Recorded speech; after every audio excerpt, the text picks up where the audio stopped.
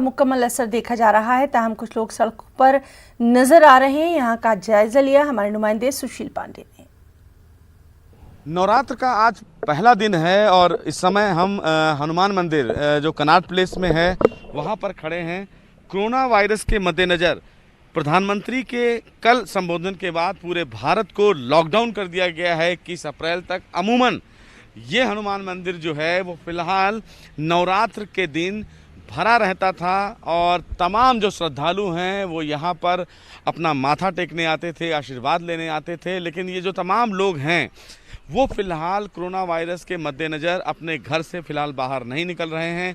हालांकि ये पहले ही घोषणा कर दी गई थी कि जो तमाम धार्मिक स्थल हैं उनको बंद कर दिया जाएगा ताकि किसी भी प्रकार से जो लोग इकट्ठा होते हैं वो ना होने पाएँ। लेकिन जिस तरह आप देख सकते हैं प्रधानमंत्री के संबोधन के बाद जो फ़िलहाल जो जनता है वो भी उनके इस अपील का ध्यान रखते हुए अपने घरों से निकल नहीं रही है।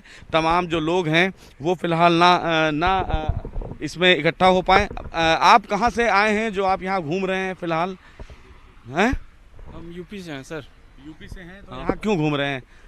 My self Dinesh Kumar Pandey sir. Sir मैं आया था किसी और कुछ और पर्पज़ से, काम डॉक्यूमेंट्स वगैरह को लेकर के आया था।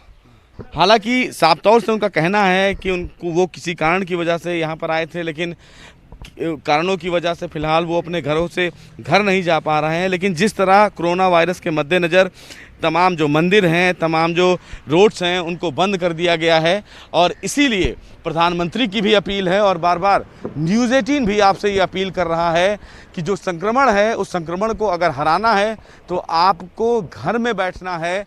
21 अप्रैल तक लक्ष्मण रेखा जैसा प्रधानमंत्री ने बोला है खींच लीजिए और ये समझिए कि हमें अपने घर से बाहर नहीं निकलना है। और अगर आप अपने घर से नहीं निकलेंगे तो निश्चित रूप से जो कोरोना का संक्रमण फैला हुआ है उसको रोका जा सकता है, उसके चेन को तोड़ा जा सकता है।